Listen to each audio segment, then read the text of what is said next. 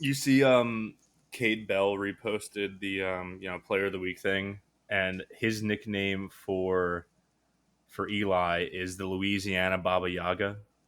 That's awesome. Yeah, I kind of like Uh, that. It's Ken said he is jumping on. all right. Well, we'll bullshit a little bit before he gets here. I think it's a great nickname, a little bit of a mouthful, but I think it works. It's what is a say the second word again? A Bubba Yoga? Baba Yaga from John Wick. Are you not a John Wick guy? No, I might have seen no. John Wick, but I not enough to know what the hell Baba Yaga is. That's like his name. He's so feared that he gets his own like assassin name, and he's Baba Yaga. All right, that's pretty metal. I know John Wick's a badass, so that's a good nickname to have. Yeah, he's basically just calling him fucking John Wick from Louisiana. I like And that. then I was thinking about this today. Eli is from Zachary, Louisiana. Our Hmm. QB recruit in the 2025 class, his name is Mason. Now, how do we think they're going to get a Kent-related quarterback on the roster moving forward? I mean, the easy one is just get a transfer in from Kent State, but I don't know if they have anybody worth bringing in. We'll have to do name shopping in the off season. I was gonna say, yeah, it's probably a portal thing. And as far as Kent State's quarterbacks go, we're jumping the gun here a little bit with the recap, but their top two quarterbacks got taken out for the season against Kent State, or sorry, against Penn State. Oof. So they were Yeah, putting up a fight. I remember checking into that score on Saturday, and they were not rolling over. But I guess losing your first and second string quarterback will kind of open the floodgates a little bit. yeah. Hold up, I can pull it up here because I think you're right. It was like sort of close in the first half there. Yeah, I mean it was 7-0 after one. They ended up 28-0 after at half. They ended up winning 56-0. But Okay, so it you know, was just that first quarter. yeah, I mean Penn State fans are beating their chests like, oh, we didn't give any points to Kent State, and you guys gave up. I think we gave up like 21 or whatever. It's like, well, you kind of just hurt all their quarterbacks. I don't know Yeah, what you yeah, really want us to do. yeah. Bounty Gate. I think Penn State's Yeah. putting bounties out on Kent State's quarterbacks. If you're putting out bounties on Kent State's quarterback, I mean, I don't know if that's like it's either the sign of a super serious program where you're like you'll do anything to win, or you're just doing a little bit too much. It's probably a little bit of both. Yeah, that's doing a little Um, much. yeah. Anyway, it's time to jail James Franklin. I think we have to go investigate him and put him in a federal penitentiary. Dude, I mean, is he still in the same boat that like the way I look at Jerry Jones of like as long as he's there, Penn State isn't going to win anything big. So I'd rather have him be there and have them be, the 10th best team in the country every year. Or There's enough like luck and like randomness in college football to the point where you can get away with having a B tier, B minus tier level coach like James, like just win it. Especially now that the 12 team playoff, because fucking Ed Orgeron won a title in the 4 team. You could talk yourself into James Franklin getting lucky enough, and all he does is stack talent. He could theoretically win a 12 team playoff, right? I don't like I to felt admit it. dirty saying that. We got to I start the know I show. don't like to admit it. What's up, Kent? All right. First down, goes to the sidelines, has a man wide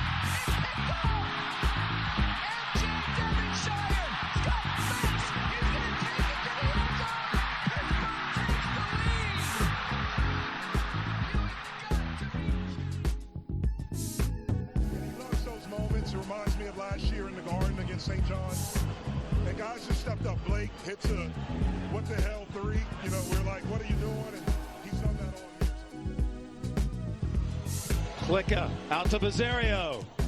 It's over! The Pitt Panthers have upset Wisconsin. Anybody if he hits his field goal. Up and got it! Sauls does it again!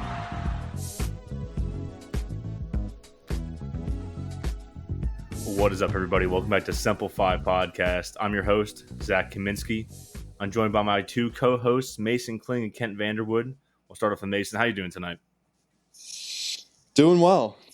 I'm feeling well rested because I feel like I was dozing off to sleep for the second half of our football game this past Saturday. But we're doing well. We're doing well. Yep. And Kent, how you doing tonight? Doing great, man. 4-0. Can't ask for much more. I was lying man, like shit. I wasn't falling asleep. I was watching that. I was wanting to see them put up all the points they could. That was actually kind of electric till the end. Yeah, so I guess we can start with that. With the with the final score of the Pitt Youngstown State game being 73-17, the most points Pitt has scored since the 2021 season. But we did put out on Twitter at SimplifyPod our score predictions for the game. Let me get these up because I should have had these up before. I can tell you Kent, mine. So Mason was the non-believer at 42-10. Kent, you got the opposing score right with a 52-17 poll. I had it at 77-10. I think spiritually I was the most correct. Definitely. My excuse is that I was picking halftime scores and I got that one right. Okay, we can roll with that. That's my excuse. I'm sticking to it. Yeah, 4-0. This is now the first time that Pitt has ever left the non-conference schedule since they joined a conference in 1992, undefeated. First time being 4-0 since 2000. We were all unconscious and pooping our pants at that point. I don't know. I think it's going to make assumptions here, but I think I'm right. But yeah, we're going into our first bye week, 4-0. The offense is clicking. Just rapid reactions. What do you think about the game? I feel like I don't have a whole lot of takeaways. We did exactly what we needed to. I think Kent and I were clamoring for a 50 burger. They far exceeded that. This is one you kind of got to just – you can't look into this one too much. But it was fun to watch. Yeah, just pure domination all the way around. Youngstown State looked completely outmatched in this one, pretty much across the board. It was a little sad we gave up 17 points after kind of watching the beginning of the game. But I guess when your offense is scoring every 10 seconds and not really sustaining drives and just scoring, it's bound to happen when the other team dominates the time of possession. Yeah, there was a moment when we were watching on Saturday where I think that it might have been when we were up like 28-0 or somewhere around there, and I think Youngstown State had the ball for like 18 minutes and we had it for like 3. Yeah, so I did want to talk about that. So the final time of possession split. Does anyone want to guess it? What Pitt had versus what Youngstown State had? I feel like it might have evened out a little bit in the second half, but I still think they had a ton more. They probably had like 10 more minutes of possession time, at least. Okay, you're going with the 10 plus 10 to Youngstown State, Mason? Give me a quarter. Give me plus 15. You're on the money. Pitt held the ball for 22 minutes. Youngstown State held the ball for 37. Wow. And in those 22 minutes, Pitt scored touchdowns, or they scored on all but one drive and put up 688 yards. I did see people that were sort of knocking the defense, and I have two things on that. One, like we said all year, this defense is totally new. The D-line and cornerbacks especially are getting used to the system. You saw that on that broken play touchdown from Youngstown State, I think at the end, start of the third. But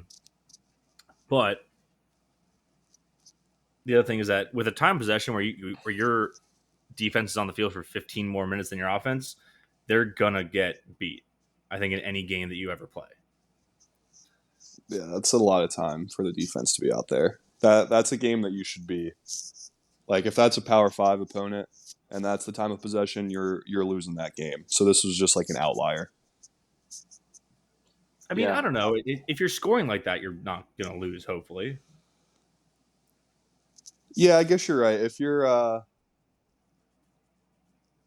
So our conversion rate on points for drives was 100% because even the drive we didn't score, we kicked a field goal. No, we scored on all drives but one. We had one drive that ended Okay. in a field goal. Yeah, I guess Or at sorry, that conversion rate, it's fine. one that ended in a punt. Sorry, I misspoke. The one to start off the third where Eli took that really weird that really bad sack. Yeah, I mean, listen, if you're putting up 73, you're not really gonna lose most games. This is true. Yeah, they had 73 with a couple of minutes left. It was like, all right, that's getting 80 burger. You don't see I an mean, 80 burger too often. it would be, I think, the second 80 burger of the season. I think South Alabama put one up. I think if they got the ball back, they might have kneeled it out, but this was like personal for Pat Narduzzi because they fired his dad at Youngstown State. So he's like, yeah, I wanted them to score a million points. They couldn't stop our backups. I guess important question here: what do you guys think about the short sleeve button up and tie combo from Pat that he was rocking on Saturday? Sharp, super sharp. That shit was goofy. That shit was goofy as hell. Dude, it was goofy as hell. I think he was rocking that shit, man. I think he had that shit on. He needed I don't know. He needs like a pocket protector, and he's going into a science lab or something. Looks like a dweeb, not a football guy. Yeah, but like Pat looks like such a football guy. His face says football guy that you'd never be like, oh, that's the numbers guy. Yeah, that's true. That's true. Fair enough. I don't know. I think it would be really funny if he busted it out again, just because it looks so funny. But it was to honor his father, so that was a cool thing from the game. The only note I had is that we might have a depth issue at running back. Desiree didn't play; he was suited up. I think it was just because he was getting a week off from being the second leading all-purpose yard per game player in the entire country. Daniel Carter looked really good. He looked a lot faster than he did the past couple seasons under Frank. Another point toward his terrorist crimes. Derek Davis might be hurt. He got hurt sort of early in the second half. And then I think Chade Nwabuko, who scored one of Pitt's final touchdowns, might be the ultimate gadget player, former wide receiver who they have lined up at running back this season. He's really fast, and I think we should be using a fast guy like that. Yeah, this offseason, playing college football 25, he has about a 98 or 99 speed in that game. So I would like to utilize him. I love it. The video game has become real life. But yeah, I don't really have anything else besides that. It was just we did what we need to do. We're 4-0. We got a bye week, and ACC play starts pretty soon, and in 2 weeks. This was a great game for our points watch for surpassing our total from last year. I think we're in the 40s now. Let me pull it up because that is another stat that I had. For what we need to surpass our entire season total last year. So given the way that UNC's defense looked this past week, I feel pretty good about getting that next week after the bye. Yeah, we'll get to that UNC game. But right now, Pitt is 48 points behind their total in 2023. They've also scored only 5 less touchdowns than they did all year last year. Safe to say that the offense averaging 48.5 points per game is pretty good. By the way, that's only, I believe, 4 points off the mark they were at to start off 2021. So just another feather in the cap there for the offense. Now, before we talk more football, I just want to hit a couple of other Pitt sports notes. Volleyball still ranked number 1 after absolutely rocking Penn State. They have still not lost a match, or they've still not lost a set. They have swept every single opponent they have played so far this year. That's why they're number 1. They were near unanimous in the poll this week.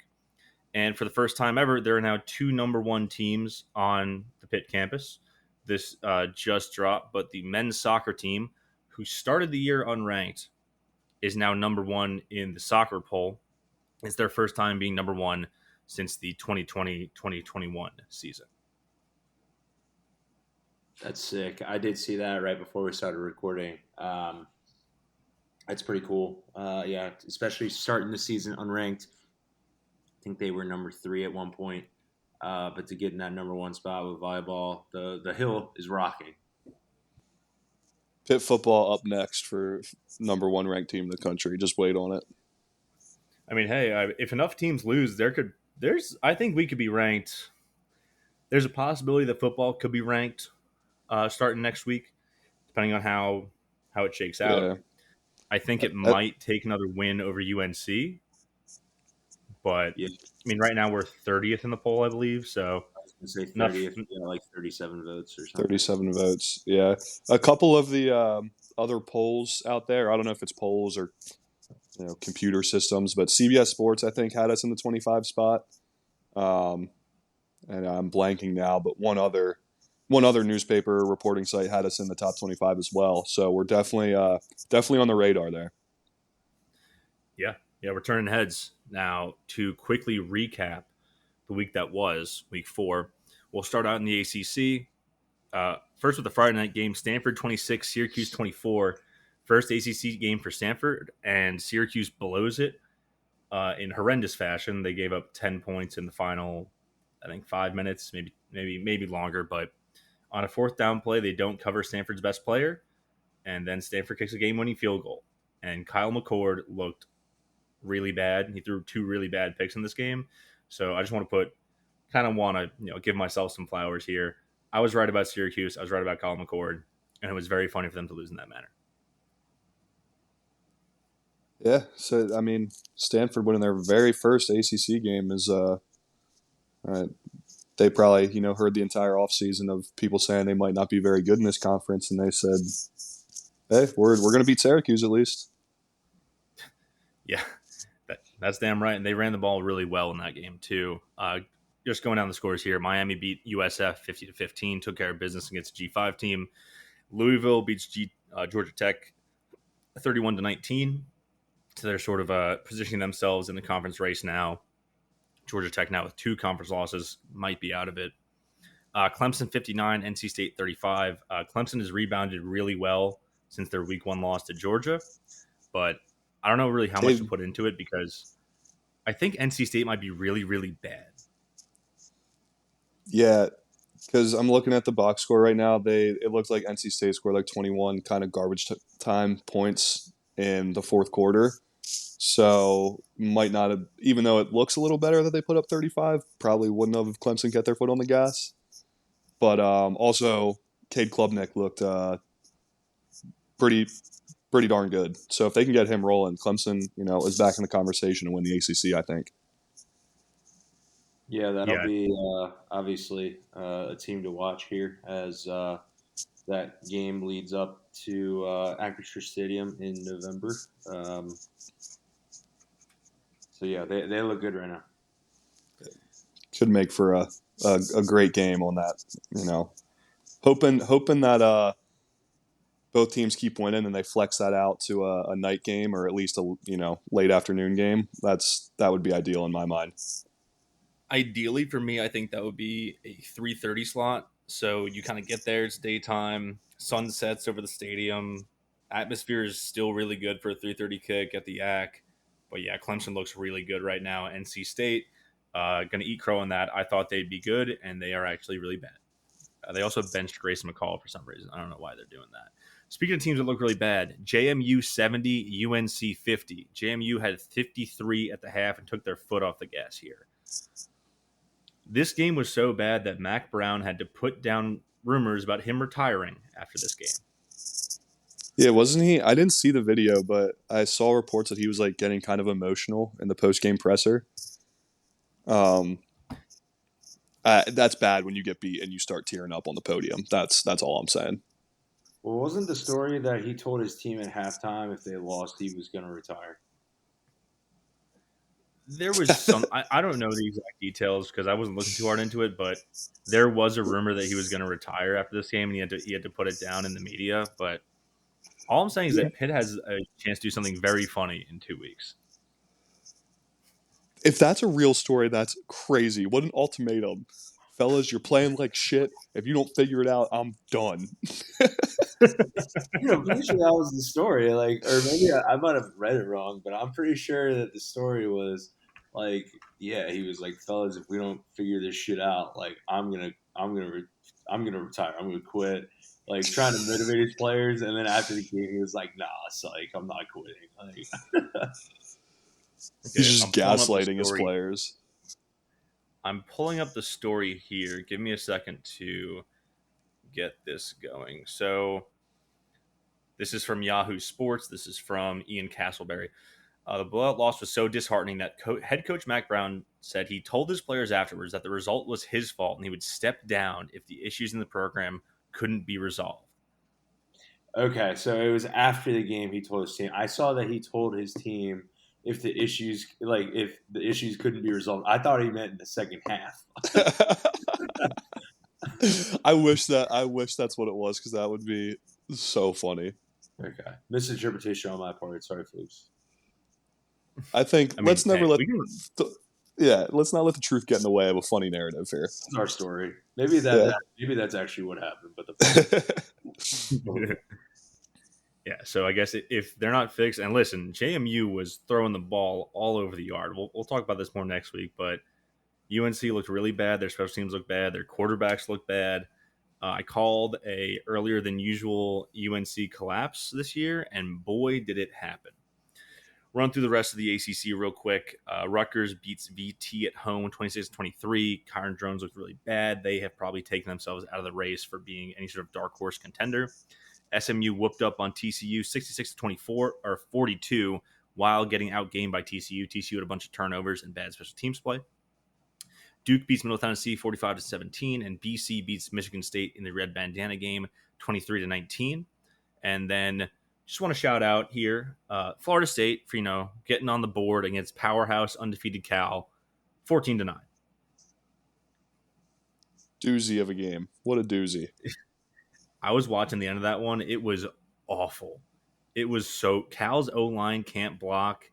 They have no receivers. The quarterback, I got yelled at for calling him bad online by Cal fans. That was my mistake. I walked into the Lions Den on that one. DJU is so bad. He's so bad. But yeah, props to FSU for getting it done. They're an upstart program. They were really having trouble in their first year in the ACC. But they got to beat, stalwart, storied ACC program Cal. And hold on, I'm getting the news now. That is not the case. Oh, well. Anyways, yeah.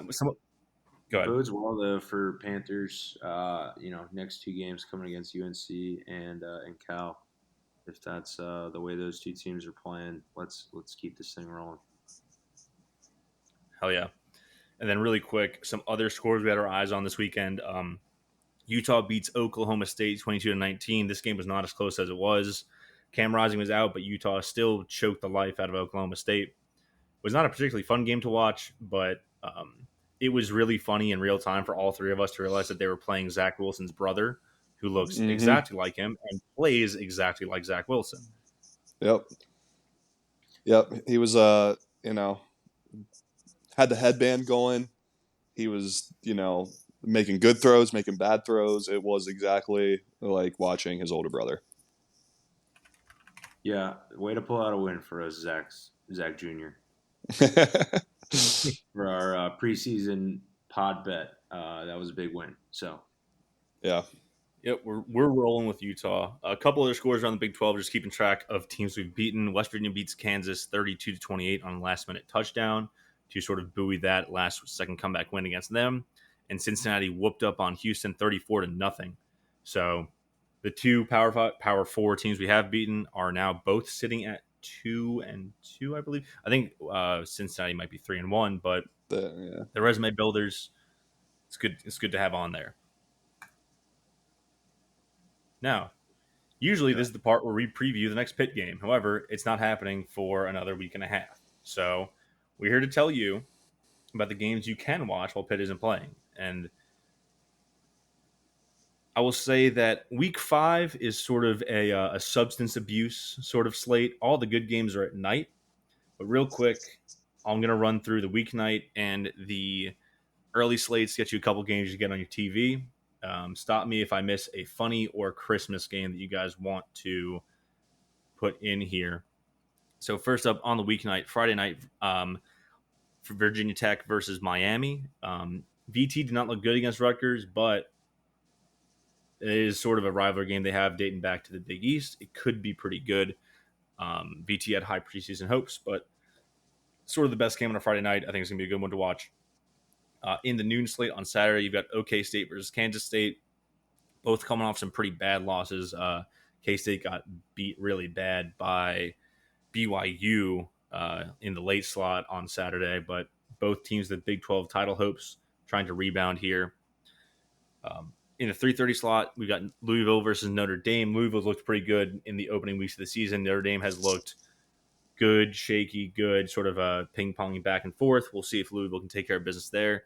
And then for the G5 title race, Fresno State versus UNLV is going to be a banger of a game. UNLV is 4-0 now. Fresno State, I believe, is also unbeaten. I'll have to double-check that, but I'm personally rooting for UNLV. They have a really funny quarterback, Matthew Sluka, who cannot throw the ball one bit, but he's really good at running it. He pretends he's going to throw for about 3 seconds in the pocket and then gets 6 yards of carry. And that is really fun to watch under the Brennan Marion go-go offense. Did I miss a funny or Christmas game? Dude, I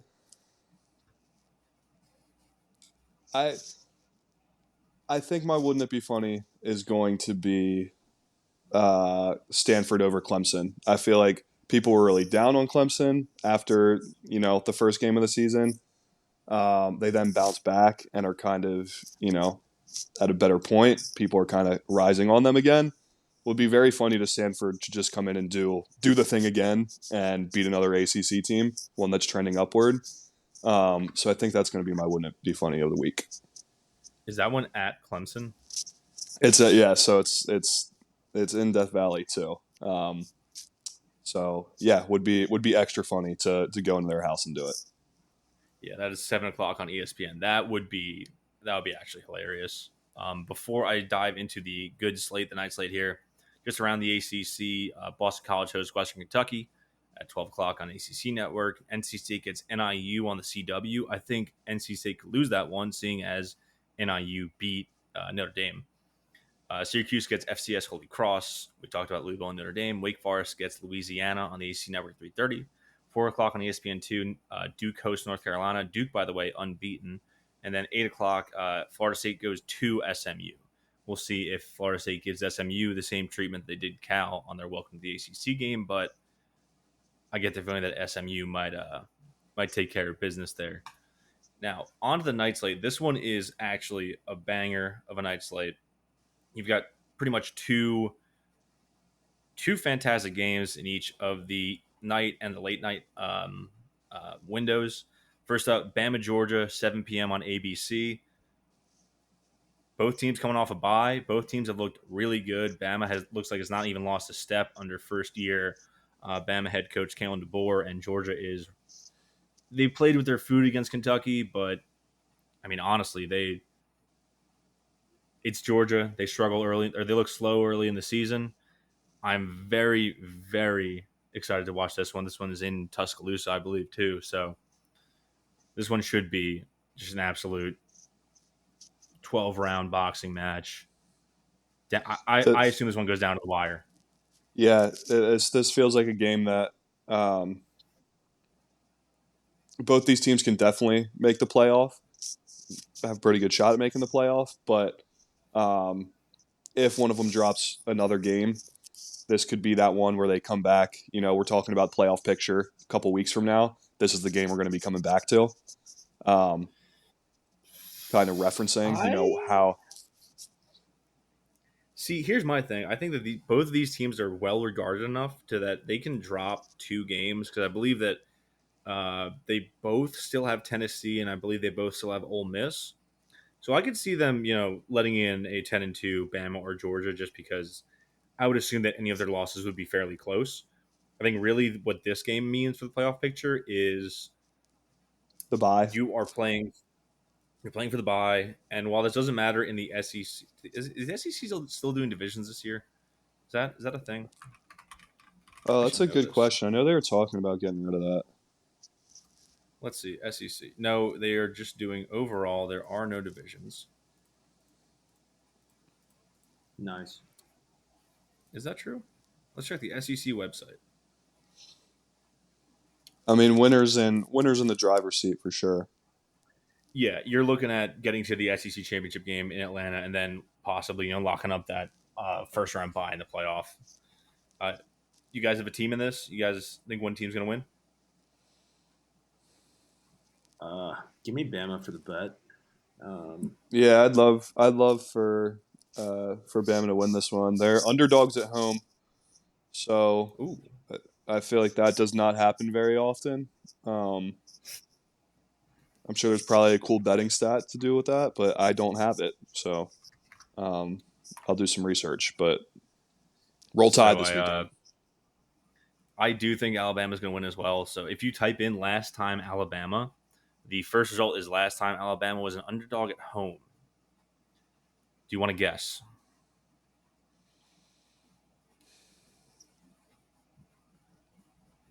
Did they play LSU in 2019? They probably would have been an underdog at home then. That one was... No, wasn't that one in Baton Rouge? I don't remember. Okay, if that was in Baton Rouge, then that wouldn't... I don't...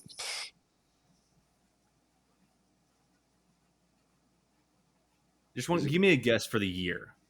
All right, let's... Go ahead, Kent. No, I was just going to say it's got to be earlier than 2019 then, based on the way you're... Yeah. 2016. All right, 2016. Kent? I was also going to say 2016, so I'll go with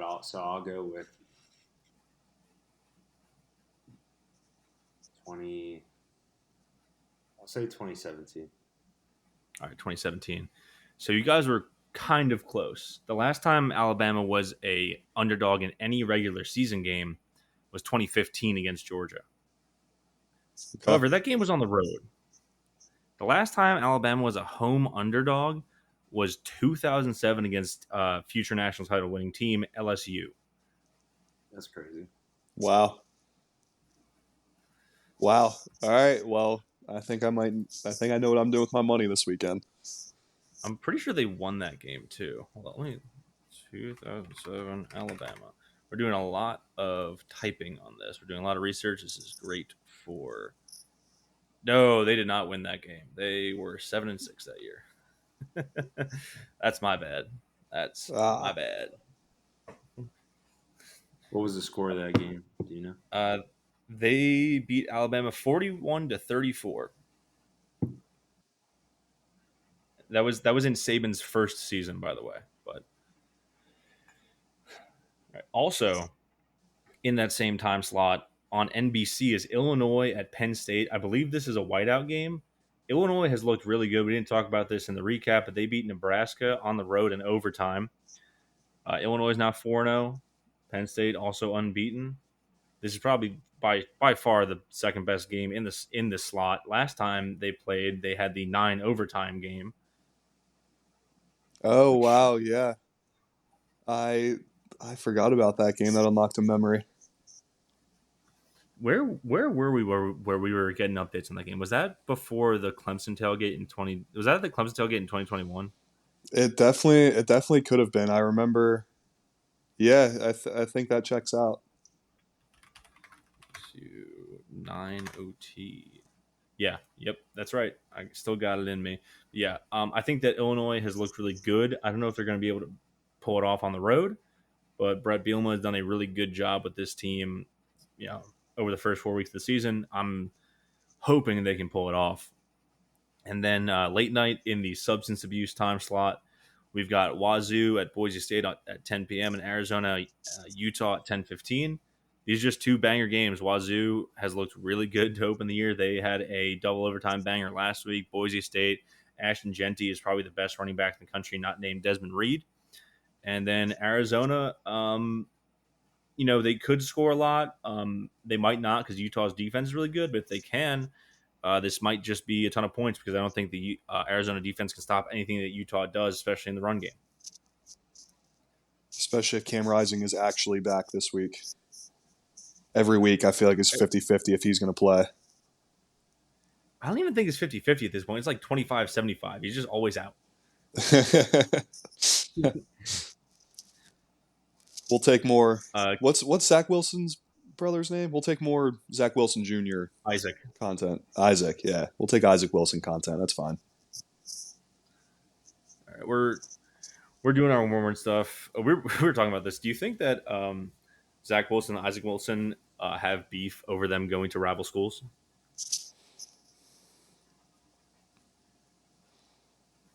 Yeah, because one's like religiously affiliated. The other one's just not. Is Isaac like the dark sheep of the family, the black sheep? It's at Thanksgiving. He just rolls in and everybody drops their silverware. He's the Utah bad boy. Yeah, he didn't go to the Mormon school. I mean, granted, I would venture a guess that there is no shortage of Mormons at the University of Utah. Yeah, Just to put it out there. Kent, do you have a Christmas matchup of the week for us?